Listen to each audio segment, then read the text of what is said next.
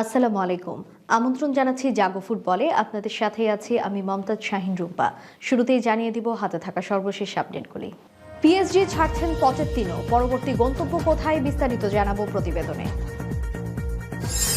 শুরু হলো কাতার বিশ্বকাপের কাউন্টডাউন। মেসির সাবেক গুরুকে কোচ হিসেবে চান রোনালদো। ম্যানচেস্টার ইউনাইটেডকে না বলে দিয়েছেন জিদান। আগামীকাল বার্সেলোনায় জাভির কঠিন পরীক্ষা। এবং মেসির পর বার্সার দ্বিতীয় গোল্ডেন বয় পেদ্রি। শুনছিলেন সংবাদ শিরোনাম, এবারে বিস্তারিত। টটেনহ্যাম থেকে বরখাস্ত হওয়ার পরপরই নতুন ঠিকানা খুঁজে পেয়েছিল পচেত্তিনো। সেখানে গিয়ে স্বপ্নের মতো এক দল পেয়েছেন তিনি। Lionel Messi, Neymar junior, Kylian এমবাপ্পের মতো বিশ্বের সেরা প্লেয়াররা রয়েছেন ক্লাবে। নাভাস, ডোনারুম্মার মতো সেরা দুই গোলকিপার আছে। মার্কুইনহোস, রামোস, হাকিমির মতো বিশ্বের সেরা সেরা ডিফেন্ডার। কিন্তু তারপরও পিএসজিতে ভালো নেই পচেত্তিনো। তাই এই রাজ্য ছেড়ে এবার নতুন রাজ্যে পাড়ি জমাতে চান তিনি, সেটা ইংল্যান্ডের ক্লাব ম্যানচেস্টার ইউনাইটেডে।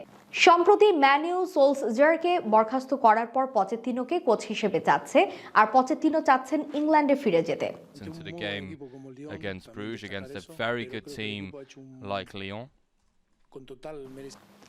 এদিকে শুরু হয়ে গেল 2022 সালের কাতারে হতে যাওয়া ফুটবল বিশ্বকাপের দিনক্ষণ গণনা। আগামী বছরের 21শে নভেম্বর থেকে শুরু হবে ফুটবল বিশ্বকাপের 22তম আসর। এর এক বছর কাউন্ট ডাউনের জন্য কাতারের দোহায় কর্নিশ ফিশিং স্পটে বসানো হয়েছে বিশেষ ঘড়ি। গত রোববার সন্ধ্যায় জমকালো অনুষ্ঠানের মাধ্যমে এই ঘড়ি উন্মোচন করেছে বিশ্বকাপ আয়োজক কমিটি, যেখানে উপস্থিত ছিলেন 150 জন বিশেষ অতিথি। এছাড়া ফিফার ইউটিউব চ্যানেলও সরাসরি সম্প্রচার করা হয়েছে এই কাউন্টডাউন ঘড়ির উন্মোচন অনুষ্ঠানটি। এই বিশেষ ঘড়িটি ডিজাইন করার ক্ষেত্রে অনুপ্রেরণা নেওয়া হয়েছে কাতার বিশ্বকাপের প্রতীক ও লোগো থেকে, যা বোঝাচ্ছে প্রাচীনকাল থেকে সময়ের হিসাব রেখে আসছে ঘড়িটি। তবে এখন এটি শুধুমাত্র 365 দিনের হিসাব রাখার জন্য স্থাপন করা হয়েছে। যে কোনো অ্যাঙ্গেল থেকে ঘড়িটি একই রকম দেখা যাবে। ফিফা প্রেসিডেন্ট জিয়ান্নি ইনফান্তিনো বলেছেন, গত কয়েক দশকে আমি অনেক খেলাধুলার আসরের সঙ্গে জড়িত ছিলাম, তবে এখন যা দেখছি তেমন ঘটনা এর আগে কখনো দেখিনি। এখানে সবকিছু প্রস্তুত, ম্যাচের ভেন্যুগুলো দুর্দান্ত, বিশ্বকাপে দর্শকদের অভিজ্ঞতাও হবে দুর্দান্ত। 2022 সালের 21শে নভেম্বর আল বায়েত স্টেডিয়ামে হবে বিশ্বকাপের উদ্বোধনী ম্যাচ। প্রায় এক মাসের লড়াই শেষে 18 ডিসেম্বর লুসাইল স্টেডিয়ামে হবে শিরোপা নির্ধারণী ফাইনাল ম্যাচ। কাতারের 5 শহরের 8টি নয়নাভিরাম ও অত্যাধুনিক স্টেডিয়ামে হবে বিশ্বকাপের সবগুলো ম্যাচ। বিশ্বের 18তম দেশ হিসেবে বিশ্বকাপের আয়োজক হয়েছে কাতার। এর আগে এশিয়ার মধ্যে বিশ্বকাপ হয়েছে মাত্র একবার। 2002 সালের বিশ্বকাপের যৌথ আয়োজক ছিল জাপান এবং দক্ষিণ কোরিয়া। এবার এককভাবেই বিশ্বকাপ আয়োজন করবে কাতার। Designed to reflect the nomadic culture of the region, will soon be providing a home for football's most prized event. অপরদিকে কোচ ওলে গুনার সোলসারকে গতকাল রোববার বরখাস্ত করেছে ম্যানচেস্টার ইউনাইটেড। এরপর থেকেই যেন রীতিমতো পান্ডোরার বাক্স খুলে গেছে ইংলিশ সংবাদ মাধ্যমকে।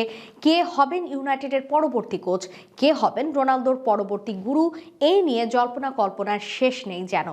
এবার ইংলিশ সংবাদ মাধ্যমে গুঞ্জন, স্পেন জাতীয় ফুটবল দলের বর্তমান কোচ ও সাবেক বার্সেলোনা কোচ লুইস এনরিকেকে দলের কোচ হিসেবে চান ক্রিস্টিয়ানো রোনালদো।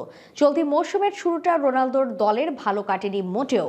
চ্যাম্পিয়ন্স লিগে দারুণ ফর্মে থাকলেও প্রিমিয়ার লিগে একেবারে লেজে গোবরে অবস্থায় ইউনাইটেড। শেষ 7 ম্যাচের 5টিতেই হেরেছেন রোনালদোরা। বর্তমানে তাদের দল ইউনাইটেড আছে তালিকার 8ম অবস্থানে। এ পরিস্থিতি মৌসুমের শেষ তক চললে চ্যাম্পিয়ন্স লিগ তো বটেই, শিরোপা লিগেও জায়গা হবে না রোনালদোদের।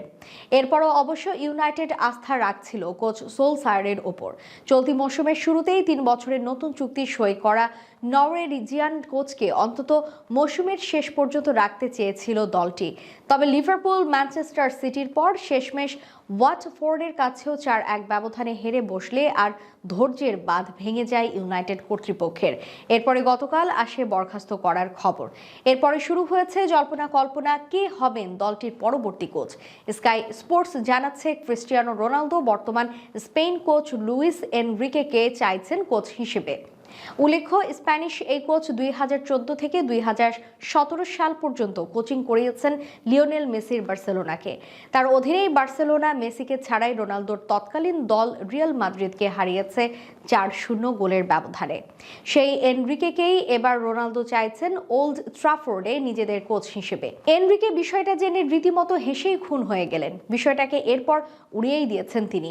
এই বিষয়ে সাংবাদিকদের প্রশ্নের জবাবে তিনি বলেন, আজ এপ্রিল ফুল দিবস নাকি? এরপর জানালেন স্পেন জাতীয় দলের সঙ্গে সুখেই আছেন তিনি। কারণটাও জানালেন লুচো। বললেন, স্পেন জাতীয় দলকে কোচিং করাতে চাই আমি।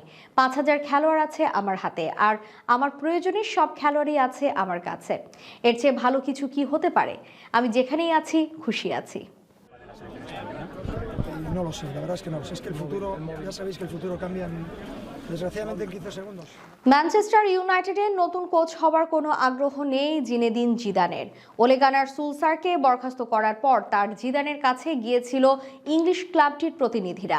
কিন্তু বিবিসির সূত্র মতে এই মুহূর্তে ম্যানিওর কোচ হওয়ার কোনো মনের ইচ্ছা নেই রিয়াল মাদ্রিদের সাবেক কোচের। রিয়ালের কোচ থাকা অবস্থায় তার অধীনে খেলেছেন ক্রিস্টিয়ানো রোনালদো এবং রাফায়েল ভারানে। তারা দুজনই এখন ম্যানিউতে খেলছেন। ম্যানচেস্টার ইউনাইটেডের দায়িত্ব না নিলেও গুরিয়েম বালেক এক রিপোর্টে জানিয়েছে, যদি পিএসজির কোচ মারিসিও পচেত্তিনো ম্যানিউতে যোগ দেন তাহলে জিদান পিএসজির দায়িত্ব নিতে প্রস্তুত আছেন। তাছাড়া জিদানের আগ্রহ আছে ফ্রান্স জাতীয় দল নিয়ে।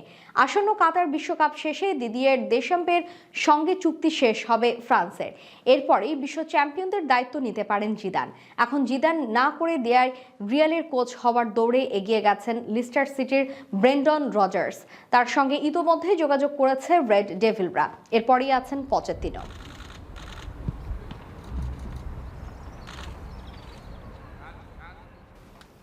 বার্সেলোনার সাবেক লিজেন্ড জাভি হার্নান্দেজ বার্সেলোনার কোচ হয়ে ফিরেছেন ক্লাবে। রোনাল্ড কোমানের বরখাস্তের পর তিনি কোচ হয়ে এসেছেন বার্সাতে। জাভির কোচিংয়ে প্রথম ম্যাচে বার্সেলোনা জয় পেয়েছে এসপানিওলের বিপক্ষে। ম্যাচে মাম্পিস ডিপেইয়ের একমাত্র গোলে জয় পেয়েছিল কাতালানরা। গোলটি এসেছিল পেনাল্টি থেকে। তবে জাভির প্রথম বড় পরীক্ষা আগামীকাল। উয়েফা চ্যাম্পিয়ন্স লিগে আগামীকালের ম্যাচে মাঠে নামতে যাচ্ছে বার্সেলোনা। এই ম্যাচে তাদের প্রতিপক্ষ পর্তুগিজ ক্লাব বেনফিকা। প্রথম লেগের ম্যাচে বেনফিকার মাটিতে বেনফিকা জিতেছিল 3-0 গোলে। এবার ম্যাচটি হবে বার্সেলোনার মাটিতে। পরের রাউন্ডে যেতে হলে এই ম্যাচটিতে দুই দলের জন্যই জয়ের বিকল্প নেই।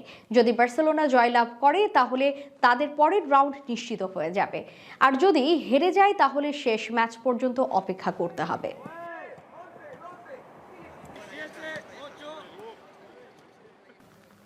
বার্সেলোনার দ্বিতীয় খেলোয়াড় হিসেবে গোল্ডেন বয় অ্যাওয়ার্ড জিতেছেন স্প্যানিশ মিডফিল্ডার পেদ্রি। ইউরোপের 21 বছর বা তার চেয়ে কম বয়সীদের মধ্যে বছরের সেরা ফুটবলারকে এই পুরস্কার দেয়া ইতালিয়ান সংবাদপত্র তুত্তো স্পোর্ট। গত সোমবার 2021 সালের সেরা হিসেবে 18 বছর বয়সী পেদ্রির নাম ঘোষণা করা হয়। 2003 সাল থেকে চালু হওয়ায় এই পুরস্কার গত বছর জিতেছিলেন বরুসিয়া ডর্টমুন্ডের আর্লিং হল্যান্ড। তার আগের বার পেয়েছিলেন ওই বছরই বেনফিকা থেকে অ্যাথলেটিকো মাদ্রিদে যোগ দেওয়া জোয়াও ফেলিক্স। সেরা লড়াইয়ে বরুসিয়া ডর্টমুন্ডের জুট বেলিংহ্যামকে পেছনে ফেলেছেন পেদ্রি। ইংলিশ মিডফিল্ডার বেলিংহ্যাম পেয়েছেন 119 ভোট আর পেদ্রি পেয়েছেন 318। সেরা ও রানার্স আপের মধ্যে 199 ভোটের ব্যবধানে পুরস্কারটির ইতিহাসের সর্বোচ্চ।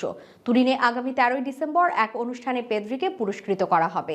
বার্সেলোনার হয়ে প্রথম এই পুরস্কার জিতেছিলেন লিওনেল মেসি 2005 সালে।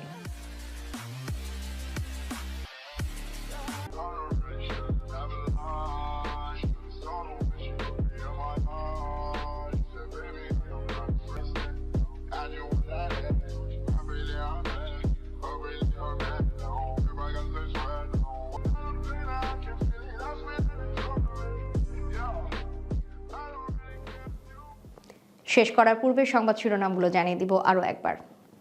পিএসজি ছাড়ছেন পচেত্তিনো, পরবর্তী গন্তব্য কোথায় বিস্তারিত জানাবো প্রতিবেদনে। শুরু হলো কাতার বিশ্বকাপের কাউন্টডাউন। মেসির সাবেক গুরুকে কোচ হিসেবে চান রোনালদো। ম্যানচেস্টার ইউনাইটেডকে না বলে দিয়েছেন জিদান। আগামীকাল বার্সেলোনায় জাভির কঠিন পরীক্ষা। এবং মেসির পর বার্সার দ্বিতীয় গোল্ডেন বয় পেদ্রি। এই ছিল হাতে থাকা সর্বশেষ নিউজ আপডেট। এতক্ষণ আমাদের সাথে থাকার জন্য ধন্যবাদ।